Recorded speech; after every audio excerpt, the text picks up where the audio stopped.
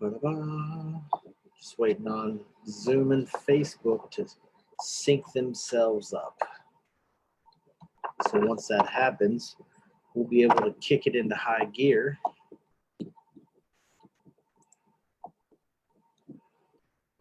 Cool. Showing live on the Carbon Digital page. So share that.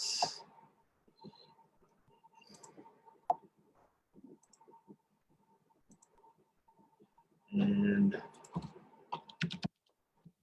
one more again. Boom. Okay, I got that shared to all the groups. So it's live on the page. And we should also be live in the Digital Foundations group, which is the main monitoring place for comments. Cool. We're live in the group. Let's do this. You're muted, guy. All right. Hey, everyone. This is Jared with Digital Battlefield Podcast. Today, we're talking about one of the digital foundation concepts, and that is the process. And today, we have fan favorite, Cory from Lubbock Consulting. Cory, how's it going today? Going great. Going great. Awesome, man. So why don't you give us a quick background on what you do, and then we'll kind of dive into the fun stuff. Yeah, so Lubbock Consulting is a full-range consulting firm for processes and improving businesses in general. So one of the core foundations was really from the military, as a lot of our Carbon Digital fan base is based out of the military. I was an aviation operations specialist. But I got to do a lot of cool things with processes during that time. I actually started up, a lot of you may be familiar with SharePoint services or SharePoint servers. And so we took that from the 160th SOAR that they were kind of barely using it, and we turned it into a full service. We were broadcasting our UAV feeds. We were broadcasting the what I called the Twitter feed, which took over for Merc Chat in a lot of our exercises. And then when we got back to combat in Afghanistan, we went back to Merc Chat because that was just freeware anyway. So getting all that set up for our brothers over in California and in Texas and at Fort Campbell and down in Atlanta and up at Fort Knox, all over the United States, doing that kind of stuff. So I wasn't really doing the operations side. I was doing a lot of processes on the IT side because we didn't have a lot of coders and things in Commo, so in S6. So what we did is I had to put together my office, and I had to make sure that those processes were in line. And as a young enlisted person running my own show, you get a lot, especially with new technology, you get a lot of flack from the first sergeants and the older guys that have been there 20 years saying, why are you changing this? Oh, Cory doesn't really do anything for work. I don't understand why he sits on the computer all day. You got to kind of justify your existence in CYA, right?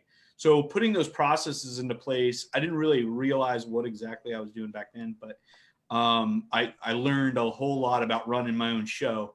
Afterwards, I took up architecture school at Texas Tech University here in Lubbock. And so did construction project management, architecture, and civil engineering, all that kind of stuff. Eventually, kind of the subjective nature of architecture, I ended up liking the A's that I was getting in business school, having transferred and switched majors a couple of times. I was doing a dual master's degree in business and architecture.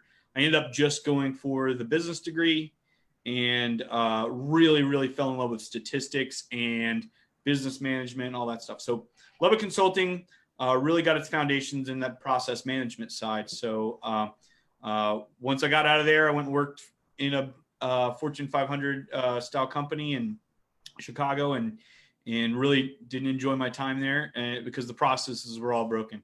So I went from a high performing team to a low performing team.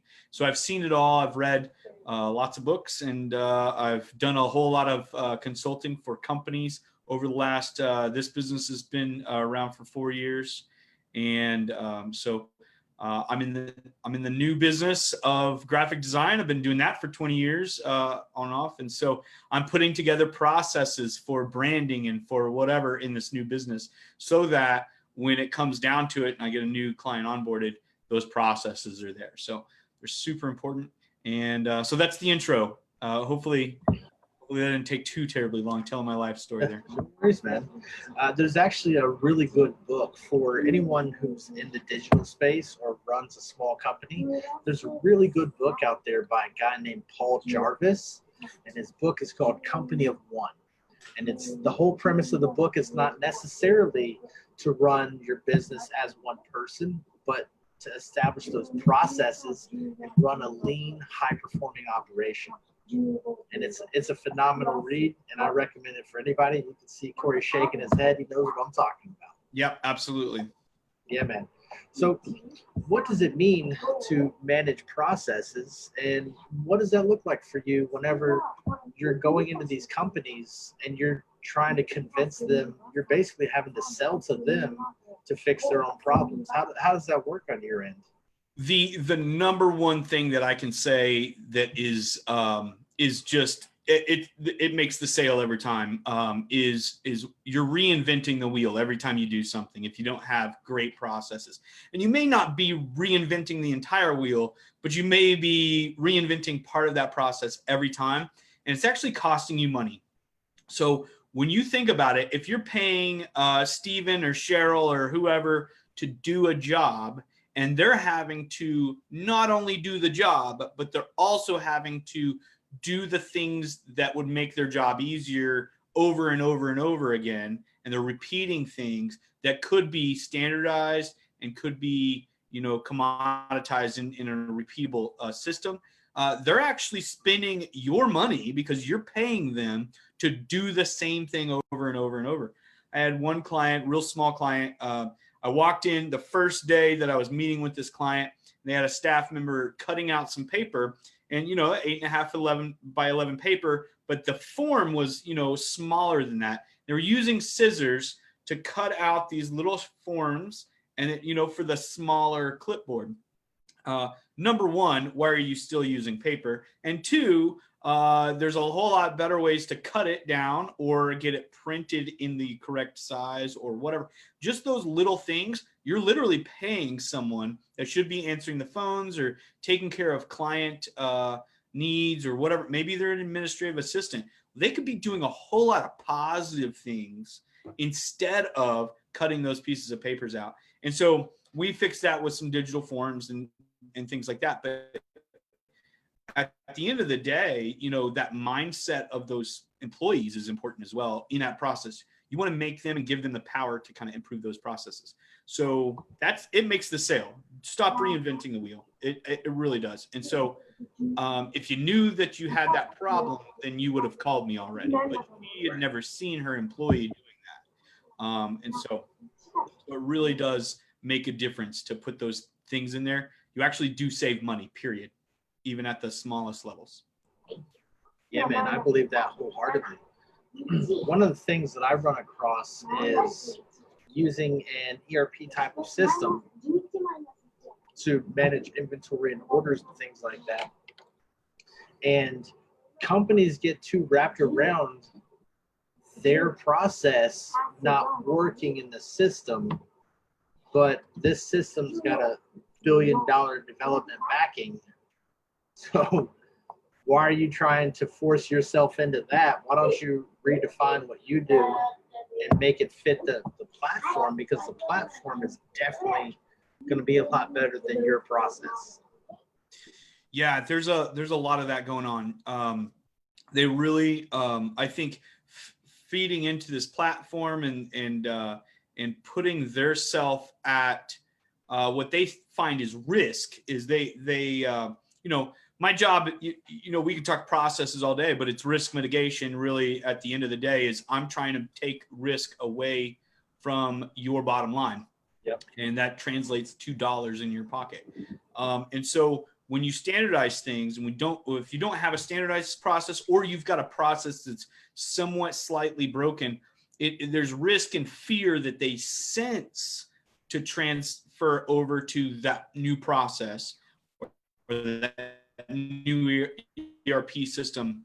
But it's really based in falsity and fear, and really having an expert come in and say, let's clarify things. I've done this before. This is your first time. I get it. You're afraid of things. Do you think those fears stem from not wanting to be tied down to one specific piece of software, or is it more of a reluctance to change? I think it's the change more than anything else. The other side is cost. So people don't think of this is going to save me money. They really, a lot of small business owners, and a lot of people do think this way. So don't get me too wrong. Don't take me wrong in this case. Out of context, right? Yeah, a lot of people do think this way, but you got to think about your purchases and your investments and your initiatives as something that's going to make you money. So for a small business like Lubbock Consulting or Traction Graphics, I don't need a $100,000 a year CRM. I need something that's going to cost me $5 a month. Yeah. And so, and some people, you don't need to complicate it. Maybe you're only going to have so many clients. Maybe that's an Excel spreadsheet and you just track that. Yeah, that's going to be a little harder than using some CRMs that kind of automate some things. Right. But at the end of the day, if you're a solopreneur, maybe that's the process that you need. So right. Yeah, absolutely. Once you expand, you do have to understand that your employees are going to need some more robust tools. Some automation is going to absolutely save you some money. So that reluctance to change is really big. But the risk of spending $100,000. I mean, I worked with a company one time that they were spending $400,000 a year on custom accounting software for their project management department. The problem with that is accounting is different than project management. I can spend 96% of the budget by purchasing the tools and construction equipment to get the job finished at the very beginning of the project, but I'm not going to be on site for another 8 months. So that accounting software says you're 96% done, but my project management software says, no way, we got another 10 months of this. Right. And here's the steps to even get some of that stuff done. So you really kind of, and we were able to save them about $390,000 a year, especially with the tax breaks, the 179 tax breaks for off-the-shelf software versus custom. So there's all kinds of things that, you just have to find the right fit. And a lot of people that aren't in the process management and process improvement career field, this is your first time to do this. You don't know all the options. You don't know all the things. And so it really pays off to bring an expert. This is one of those things that was ingrained in me early on in my career, and I've just applied it to everything that I do, because there's always a better way to do something. You just have to find it. And in a lot of cases, people get wrapped around about, can I do it this way? Does it have to be this way? And the reality is that people don't understand that you can do whatever you want. Yeah. It's just a matter of putting it down on paper. Step 1, step 2, step 3. Well, like, I was in college, so don't judge me too much. I worked at Pizza Hut. And one of the things that I did at Pizza Hut, Papa John's. There we go. Well, so we had, I was a little older because I was in college after the military. So there was a bunch of 16, 17-year-olds and 18-year-olds putting the pizzas together and doing, and, sometimes I'd put the pizzas together. Sometimes I'd cut. Sometimes, as a shift manager, then that's kind of what I was doing. I was kind of doing all kinds of stuff and then managing the crowd. One of the things that was really, really hurting us was our accuracy. So we would send Cheryl a pepperoni pizza when she ordered a sausage. And so it would get to her door and it was incorrect. And so that accuracy was absolutely not good for us. And so how do you improve accuracy of something like Pizza Hut of a small Pizza Hut store that has a process. Well, what was happening, I found Follow the process. It has a process, well, it depends on what you call a process. But, there was a couple of things for that store that I improved, but this big thing was that accuracy.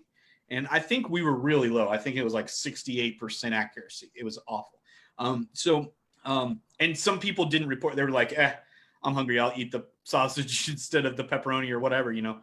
And call back. So we don't even know how bad we really were. But so what we did is we ended up, it turns out that we were the cutting table was sticking the wrong pizza on top of the wrong pizza because it was coming out of the oven with other pizzas. So you'd have a 4 pizza meal for a family.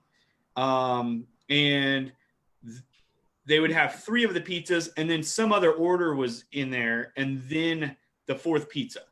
So they would just grab those first 4 pizzas, tag it with ticket number 598, throw all of those in a bag and put those on the heating shelf for the driver. The driver wasn't checking it. So there was a lot of QA, QC things that weren't happening. But what we ended up doing, and it was really simple, and I know you're a big fan of gamification of processes. And one of the things is we gamified it. Those guys on the prep table, the guys that were making the pizzas, the guys and gals, I should say, that were making the pizzas, we had them play a little game because they were all 16 and 17-year-olds. They all loved anime and playing video games and So I said, and this doesn't sound like a game, but I did a little mind trick on them. So we put all of the even numbers on top and all of the odd numbers on bottom.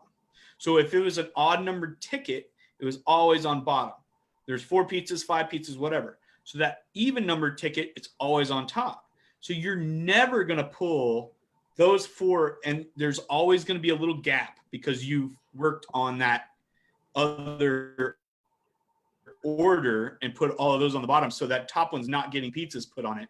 So you got a little conveyor belt if you've never worked in a pizza place.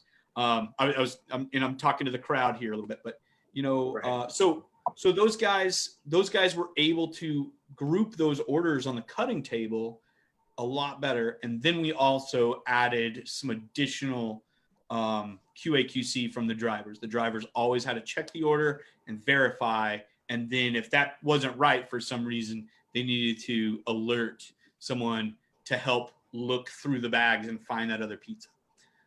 Sounds like a lot of work though. Well, just that little bit pushed us up to 100% for the 4 months after that I worked there. That's a huge impact because we ran across an issue like that. And the problem at our place was that people weren't stickering the boxes like they were supposed to, because we would actually have to fold up the boxes early and sticker them early so you know exactly what box goes with what pizza. Yeah. But yeah, so we actually stickered the boxes in advance. So you just and I don't even think we didn't have stickers. I think they have little check boxes that you can do a marker on them. Oh, okay. Yeah, this was a while back. Yeah, Papa John's and Domino's has like a sticker system that I think is really neat. But that just helps out that accuracy. I'll tell you this though, them doing the top and bottom thing, it takes 0 seconds to learn. Oh, of course. It improved. So let's talk about this. So we put a system in place, put a process in place. Mm-hmm. We went from 68% accuracy to 100. And what does that mean? So that means that when Steven sends his pizza back, we have to make a new one. That costs the company money. Now, if we're sending out thousands of pizzas per month, which we were in a nice neighborhood. Everybody was ordering 4, our average was 4 pizzas an order. And during football games, sometimes we'd get several orders a night, football, baseball, all this stuff.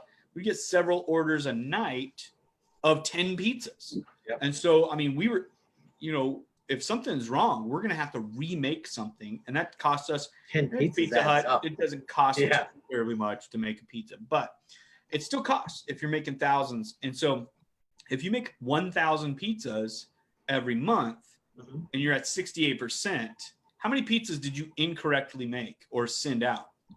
680. No, you At 1,000 correctly made pizzas? 680. So Oh yeah, 680 is a good number. The other one, yeah, inverse of that. so 320. So you made 320 errors. So the Lean Six Sigma, mentality, Six Sigma means you make 3 errors per million opportunity. Okay.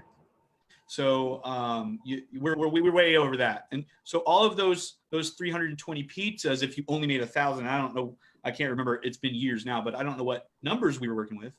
But that's a lot of money. That's thousands of dollars. If it costs you $2 a pizza, you make 5,000 pizzas a thing.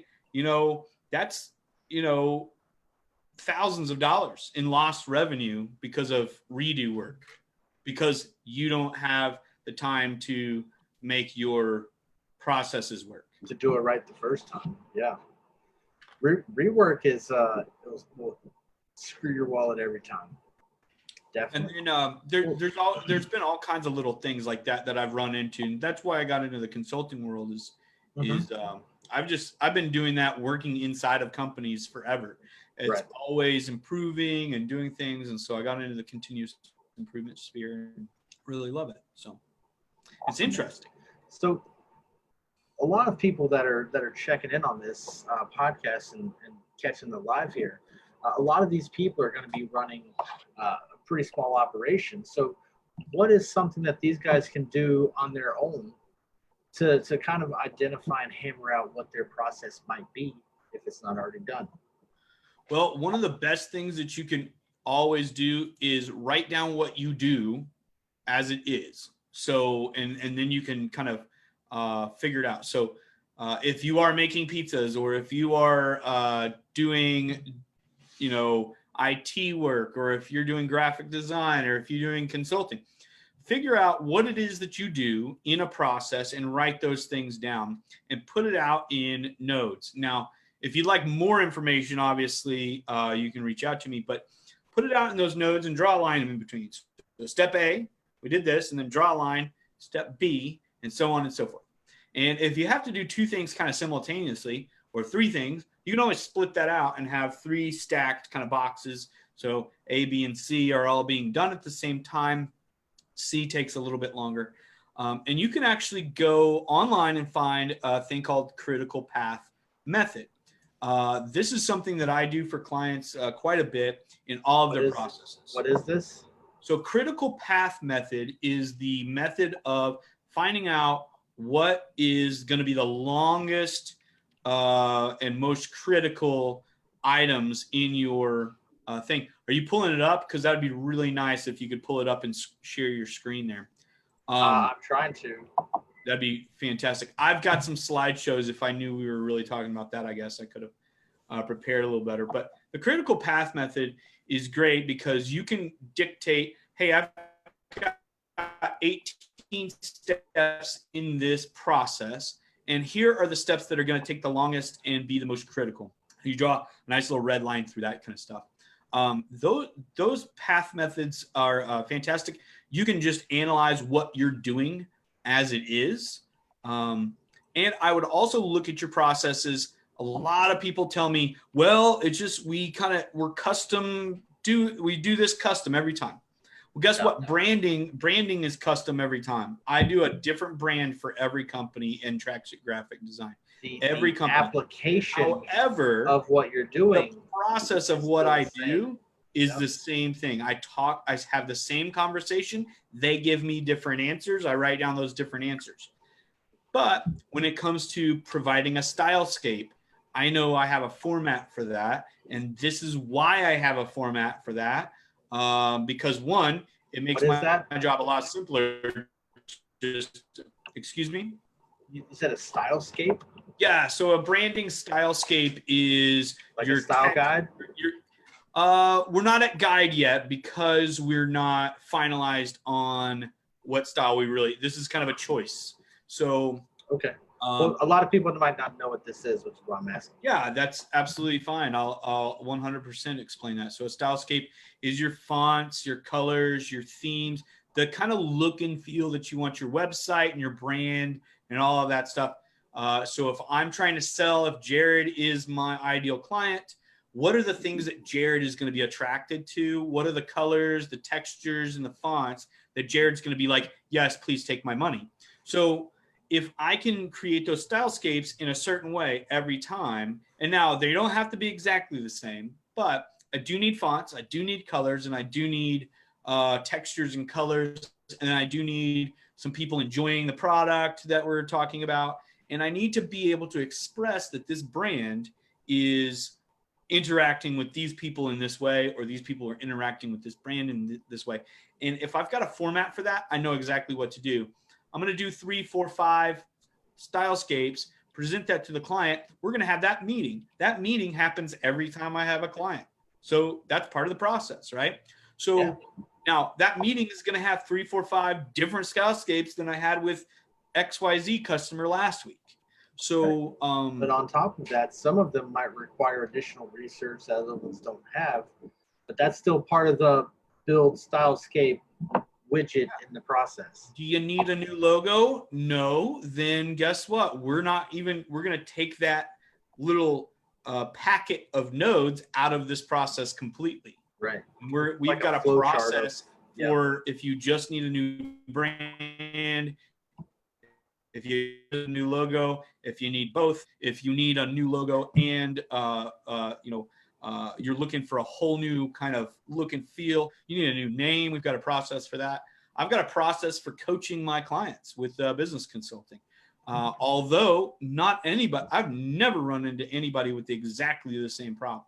Now I've run into people that have a similar problem than what I've dealt with.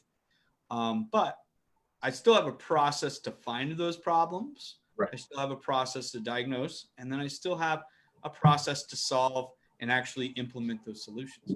So go and figure out what you already are doing, and then you can see exactly, well, I pass it over to Cheryl, and then Cheryl passes it to Bob, and then Bob usually just hands it back to me so I can sign it. Why don't I just sign it from the very beginning? If I'm already handing it off, I'm already approving of this. I don't need this circular work.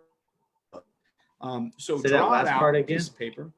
You can draw these processes out, and then those circular workflows are killer. So figure out if you've got any of that stuff going on. You can eliminate that real quick just because you drew it out on a piece of paper.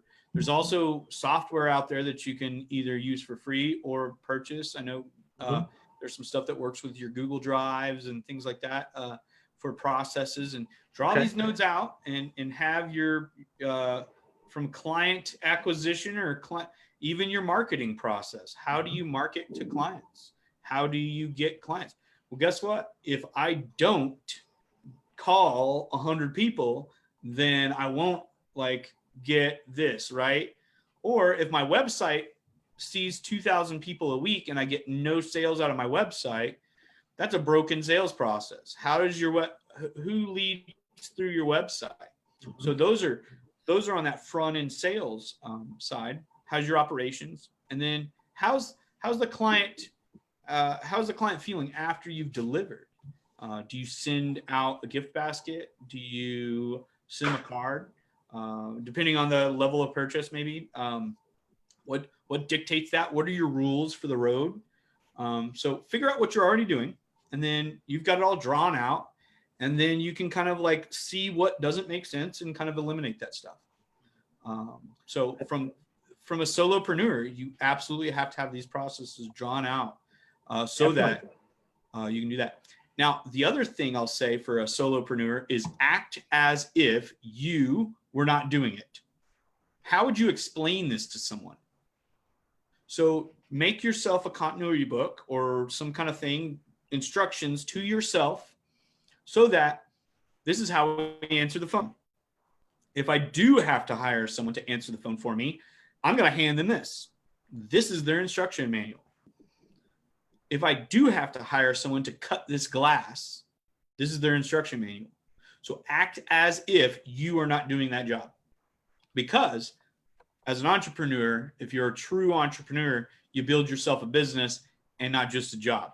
So eventually, all of these things that you are doing, you need to be, the goal has to be to hand that off.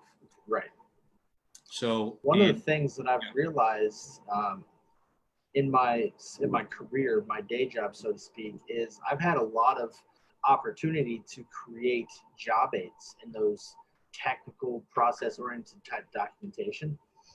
And one of the things that I learned throughout the process of creating these and then using them afterwards is that creating the process so that you don't have to remember the process is the most effective way for you to actually do this. And I actually have done this and experienced this myself. The way that I put out all my documentation is specific so that I don't have to remember it. So that I put everything that I could put in this document so I can rely on this document. And that's a great approach. Absolutely. To how everyone should be out there, how you should write up this stuff. It's insanely powerful, you know, how powerful a process is. And that's why there's a phrase out there, which you probably have heard this, Cory. It's called trust the process. Absolutely. And I think that's really you. I would take that a step further. Don't trust the process. Go verify the process first, and then trust the process. After you put that much effort into it, then here's the thing. Yeah, but be intentional. I think that those are huge things that no matter what business you're in, that process is the lifeblood of your business. You can. And I'm talking sales, marketing, all of that. If you don't have a good sales process, then you're just flailing stuff and seeing what sticks. That's, now, okay, well, I have a 2% sales rate. So I talk to 100 people, 2 people buy from me.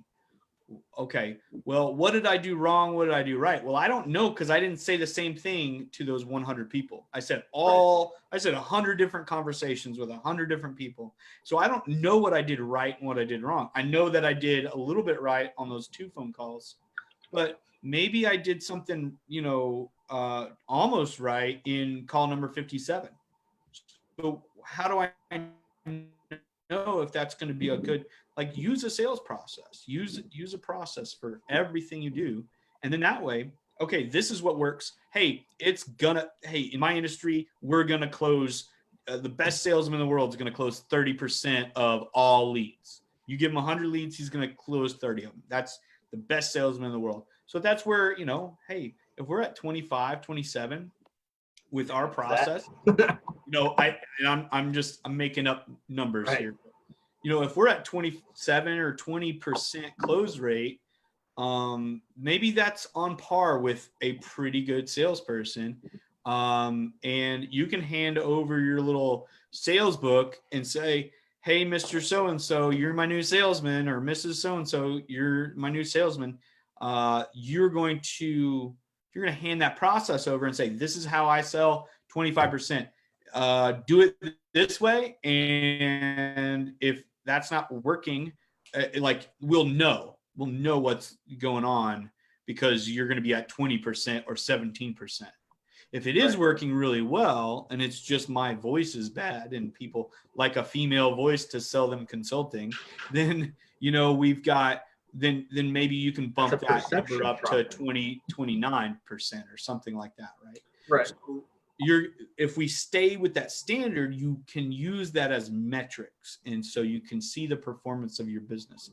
And so that is trust the process. Do the process, do the process, do the process. And then when it comes back and the numbers come back, now you know that, okay, something's not right, let's improve. Or something's really going great, but let's still improve a little bit. Let's tweak and make sure that's even better. Definitely, man. Data is the make or break in every business. And even if you don't know what data is or how to capture it or anything like that, I can tell you now, every decision is made off of data, every big decision. So earlier you were talking about different software that can help you identify what your process is. What are some of those? Man, I probably couldn't remember off the top of my head. I didn't really prepare that much. I think there's a couple of them that are out there. I know for a couple of like risk assessment management type processes, and then there's some marketing processes. Let me, I'm thinking about, there's one that works with your Google Documents. Okay. And I've got that. So I'm going to click on this real quick and see if I can pull that up and get you guys a name for that. Because I think that's important to kind of understand.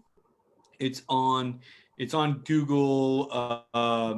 It's as an ad on lucid chart diagrams is something that I use. That's the one for Google Docs. And that there's a free version and a paid version.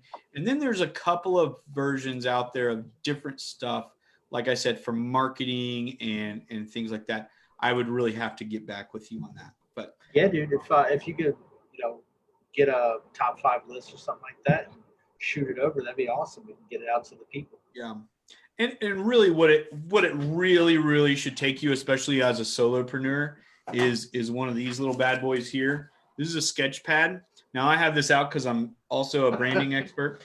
But I got these. Yep, I've got some Moleskine as well. I've got my little notes. I got my field notes. Yeah. And someone stamped their logo on that, so I got a bunch of free ones. And then in fact, here's a great thing. I've got something. I'm not gonna show too much, but I've got a process map here for some stuff just laying out on my desk because that's what I do for a living. But I want to launch a new thing, and so I've got a process to launch my new thing. So I'm going to meticulously go through my process and trust the process because it does work, and that's going to launch my new, and what I call them is initiatives. The other thing I really harp on is decision-making process. Oh man, huge. So does that look like some sort of a matrix? Sometimes. So like a risk assessment matrix, and you can also do like for software, for instance, style. If I'm looking for project management software for a company, I really prioritize what are your needs? Do you need these features? I use you're frozen. I don't know. You're back. So I use a couple of things. I use some matrix things for decision making on if you're going to be choosing from many different things and you have a different criteria for things. Right. But that's a programmatic way to break that out. Absolutely. And so I teach a lot of that in my growth track course. But the biggest thing I'll tell you is have a process for how you make decisions. What is the standard for, if I do this, I need to make this kind of ROI. So for instance, I joined a networking group. I think we talked about this before, Jared. Yep. I joined a networking group. My ROI needs to be positive. So I'm paying every month. I'm also spending time every month in the meeting. And then I'm spending time every month prospecting for just connections. So just, I want to meet you. I'm going to meet with you. So I'm going to have to prospect you. I'm going to have to find you on the list. I'm going to have to call you, email you, spend that time. And then I'm going to actually have to meet with you for an hour. So what is that time worth? You should be sending me, out of this networking group. It's a referral group. You should be sending me a referral. Someone should, out of the many, many people I've met, someone should be sending me a referral that then I can close the deal. And, we can use the same sales numbers, which my sales numbers are pretty good, but we can say I close 25% or 30%, right? So if you send me 3 people, or if I get 3 people a month, I should be able to close at least one of them. If I get 30 people, maybe I'm at 7, whatever it is, I don't know. But hey, if I get 0 people in referrals, then I can close 0 people out of that, right? That marketing technique that I'm using, which is referral marketing. So what's the ROI, or what am I spending? So what's my hour? What's my time worth? And then, so what do I really need to be making? And so you factor that out and say, okay, Well, how do I make a decision to join this networking group or not? Well, I make it because of the hope of an ROI. Well, when is it time to leave the networking group that's not providing me with my goals? Well, if I get one client a year out of this, it will pay for the entire thing. It'll pay for all my $50 things, right? But will it pay for the time that I spent getting that one client? Most likely And that's a pretty bad, like, kind of like target, one client, yeah, it pays for all of this. Yeah, it pays for my time, kind of. But what's the opportunity cost? So how do you make a decision to do things? Opportunity cost is a big decision when you're looking at your time and how much time you're losing. I can tell you now, dude, my entire day I've been spent on phone calls the whole day. And some of that's been 2 hours to train somebody and make sure that they're following the process correctly because they don't know it yet. And I have to train them and do it at the same time. Another part of the call is a mastermind call. And then I've had calls with prospecting vendors and stuff like that, prospecting clients, all kinds of stuff. And that stuff adds up all the time. Yeah. So then now at 5, 6 o'clock, you're like, where did my day go? But, the thing is, are you spending that time talking to, yes, some of this is going to be prospects. Some of this is going to be positive for my business, like a mastermind. Hopefully that's positive for your business. And we talked about another group that wasn't as positive for your business, but, hopefully that's positive stuff. So you don't have to get an ROI out of everything to have it be positive for your business. And I would say there's a lot of intangible things. So like leadership training, well, your ROI isn't going to be evident from having good leadership. It's an indirect ROI. But it's going to have an indirect vibe because here's what's going to happen is those great leaders that you have now because you've had leadership training through Lubbock Consulting or someone else, those guys are going to actually, and I say guys, but I mean guys and gals, so don't get offended in 2020, I know. But here's the thing. Those people are going to be able to lead your staff in a better way. And they're not going to quit. So you're not going to have turnover. You're not going to have as high of a turnover, right? Right. So you can really see having great management. The Gallup Q12 survey is something that I do as well to see if you've got engaged workers and management and everybody's doing a good job. So it's more of an investment in the future because absolutely great leaders bolster a better culture, which improves productivity, which increases ROI. But if you don't see it that way, if you see, hey, this seminar is for 50 employees is going to cost me several $1,000s. It's going to cost me several $1,000s. It's going to cost me several $1,000s. Well, that's just a mindset. Hey, it's going to save me in the next 2 years. It's actually going to save me $16,000 because we're going to improve our probably $16,000 a month. Yeah, possibly. Because those are huge impacts. And I'm thinking like a 30-person company, maybe. Right. You really do benefit from some of those things. And so what's your process for that? Hey, do you have a process of bringing leadership mentors into your business? Do you have and I'm not just talking to you. Or not just leadership. It could be any type of training. Do you have it? Yep. Is that something, hey, we don't really have the money. Well, maybe your wife doesn't need that Escalade just yet. If you don't have the money, maybe you don't need that Lamborghini right now. Some people, they're doing well and that's their choice. But, I'm more of a Dave Ramsey kind of guy. I'm going to stay frugal until I'm, absolutely swimming in it. And I do treat myself well. So, that's one of the things is I would rather be frugal. In fact, the other day, somebody was showing me their new iPad, and I was like, oh, man, I really need the new iPad.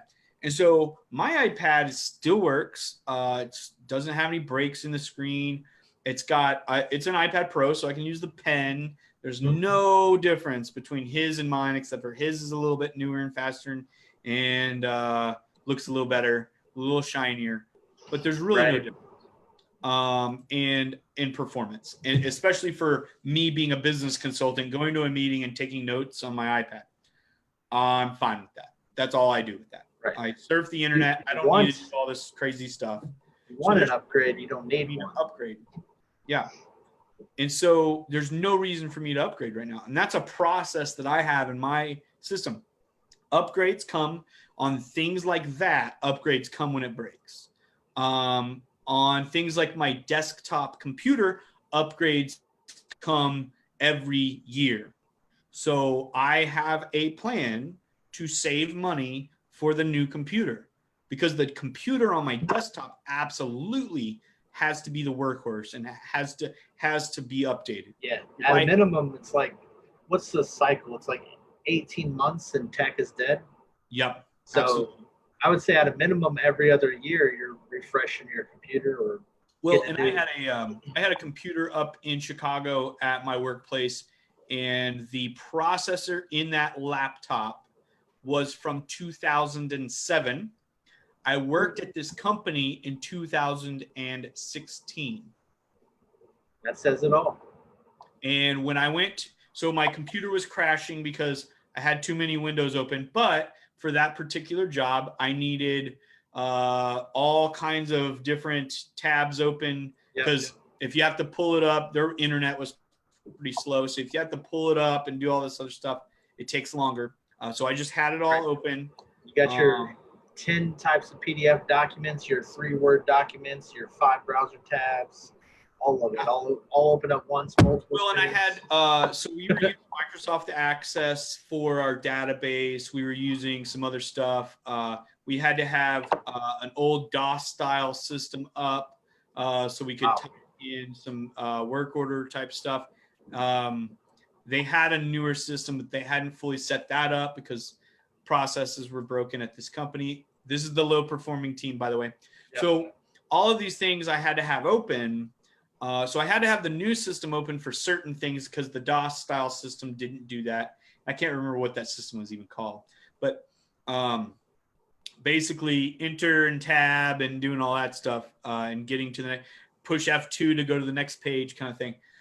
So you had all these forms in there, and that was probably the fastest way to really put stuff in, but it didn't have all the features that the new system had. So we had to have that open for some other things. Then we had to have a parts catalog because we were working. I was with Caterpillar, by the way. So so it was real fun. Yeah. Well, it was crashing. Well, the thing was crashing. So I went to the IT department and I said, hey, I put in a work order. And I was like, hey, my computer keeps crashing. They're like, well, close some of your tabs. I'm like, I literally cannot. The job requires me to have this open. Right. I cannot take a phone call. This guy's building is shut down because his power's out. He's calling me. It's an emergency. I have to, I'm basically a 911 dispatcher. I need all of this open right now. Right. And he was like, is this your first job out of college? And I was like, the Army computers that go to the lowest bidder were faster than this. I mean, I was a real smart ass, but the thing is if you don't have a plan to replace that computer, that's not a goal that you set for your strategy.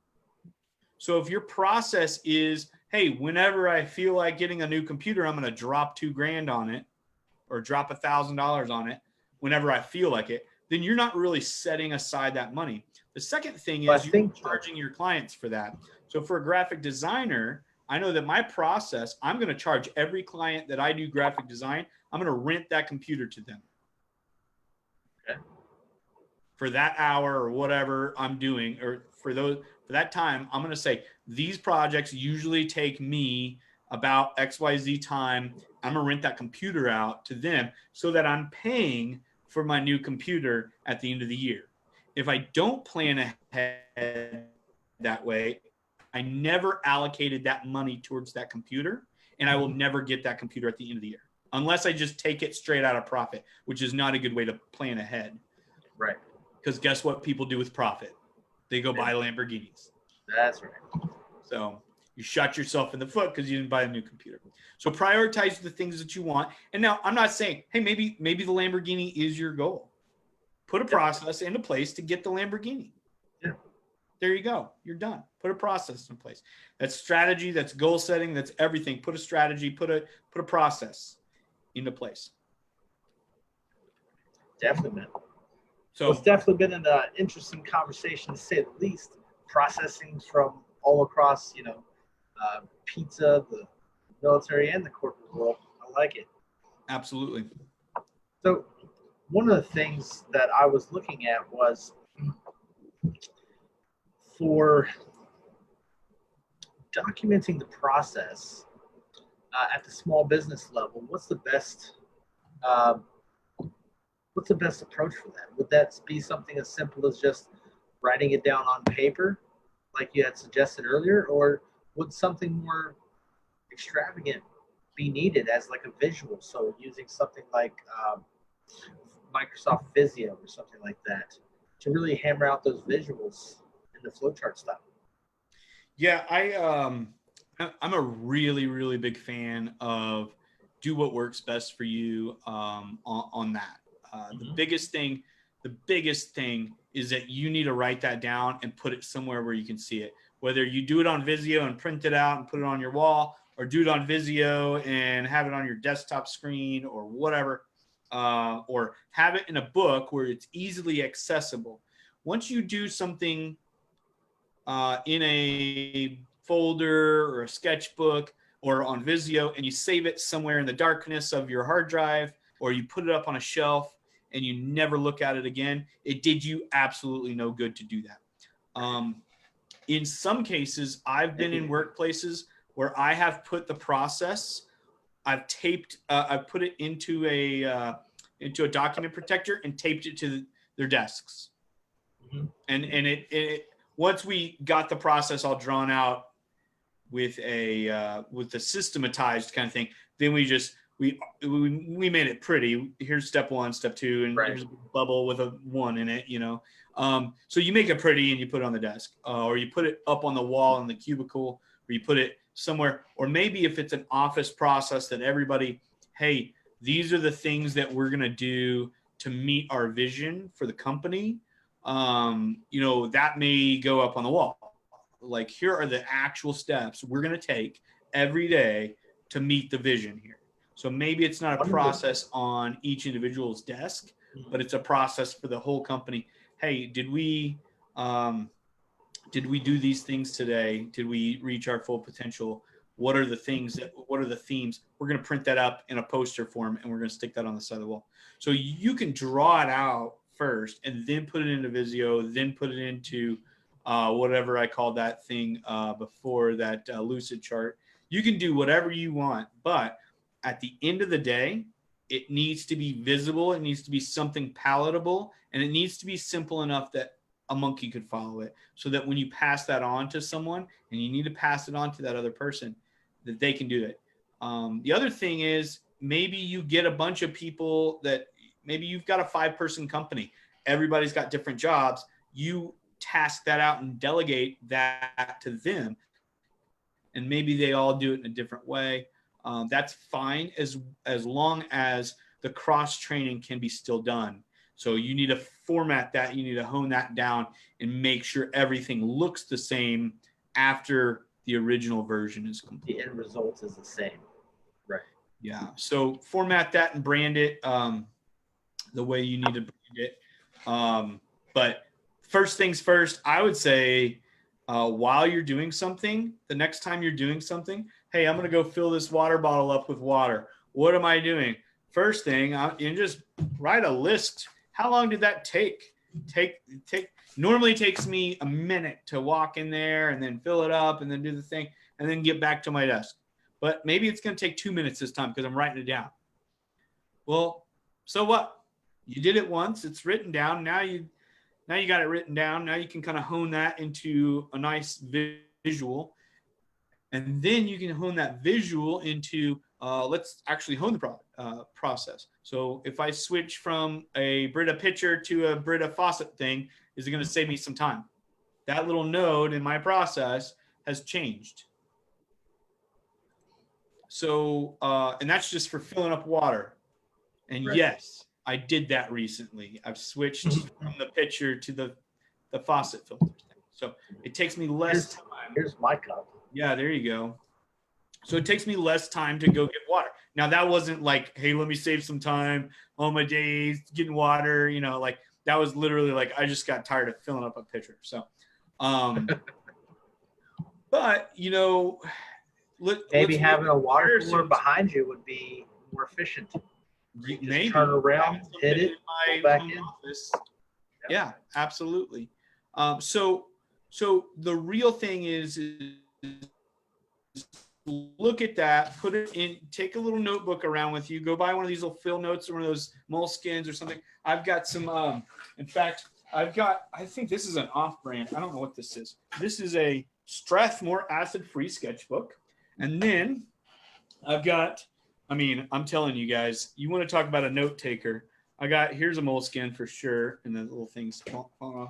Yeah, I used to have those. And then I got these little 5-star Mead 5-star notebooks, color coded. And then I've got, you know, so take something around, find something. And I love these because they're kind of small and they're nice.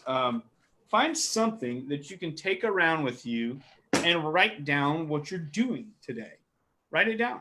And maybe it's your schedule. Like you said, you kind of lost some time. You're like, hey, what happened to my day? I was making phone calls all day. Right. Take a little field notes or something, put it in your back pocket. And every time you do something, or maybe set your watch for every 15 minutes. What did I do for the last 15 minutes? And just journal what you did all day. And come up with a process, journal what you did, and then go back and look at it. You got to follow up, right? Yeah.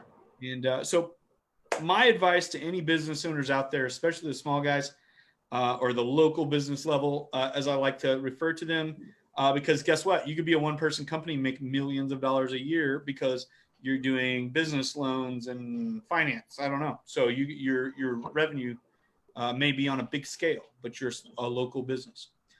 So come up with a process. Come up with a process. Figure out what you're doing, and then go through and nitpick at. And if you need help, call Jared or Cory. You know, that really comes down to, hey, if you would have done it, why didn't you do it already? You know, and those are some of the questions. If you're going to do it yourself, then why haven't you already done it? And I think really it just comes down to, man, I just don't have the drive to sit there and follow myself around all day and figure out what I'm doing. So yeah, that can happen from time to time. I think I'll also say this, you can find some great processes online from other things. So if you've got a business that you got a business plan that you wrote, or you don't have a business plan, write a business plan. That's a process, right? But go online, find some processes, go say, how do I do this better? Someone might even be online and just have something drawn out for you. Maybe it's $27. Maybe you pay a consultant $27 for his digital package of how to do this better. Okay. I guarantee you that $27 is not going to work for you. But what I actually did was there's this company out of Europe called Process Street. Process Street. Yep. I've actually heard of them. I went to their, I got their software, and I basically took their base template for everything, and I downloaded it, and then I matched up what I'm doing. Where does that fit into their process that they have here? And I molded it into my own. And that's what I was just about to say is that's not going to be, the cookie cutter systems are not going to work for you. What you do though, is you get that $27, or maybe it's a $300. I don't know. But you go and get that system, and then figure out, okay, this is what I'm doing, put it into their system exactly how they tell you, and then find little broken pieces and fix those. Because it's not going to be exactly right if you're getting some kind of cookie cutter system. So like I've got this book.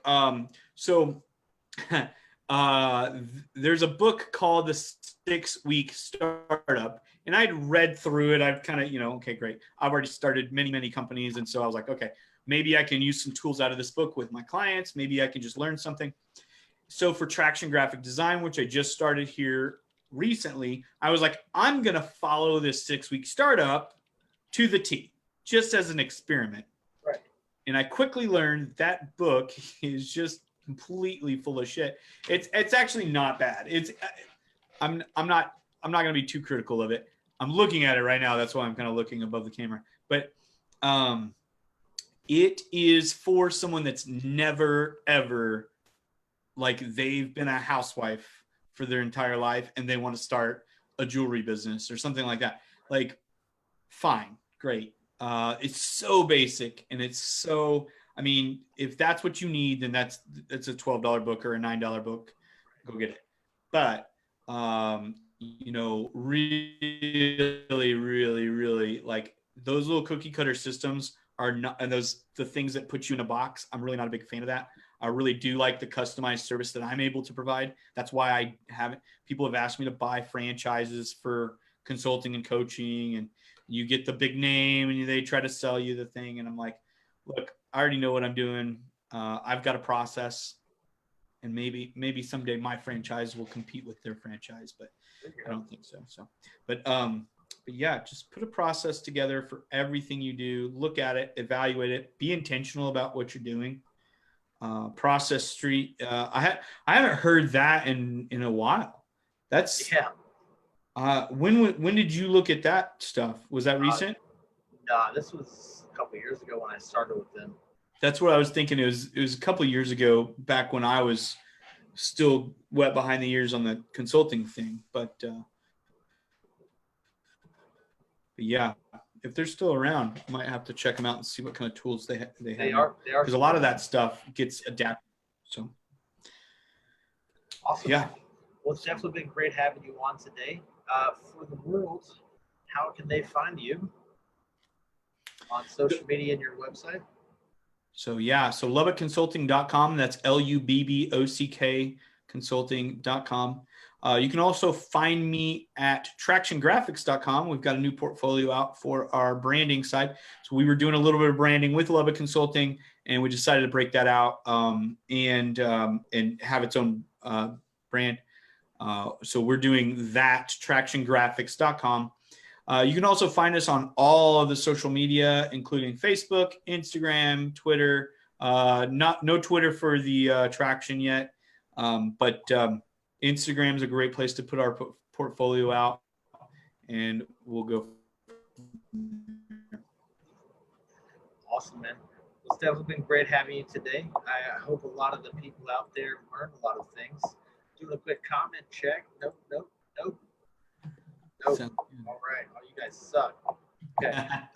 All right, dude. Well, until next time, stay safe, stay warm. It's starting to get chilly out here. I don't know about Texas, but it's starting to get cool as shit here. It's cooled down a little bit. But yeah.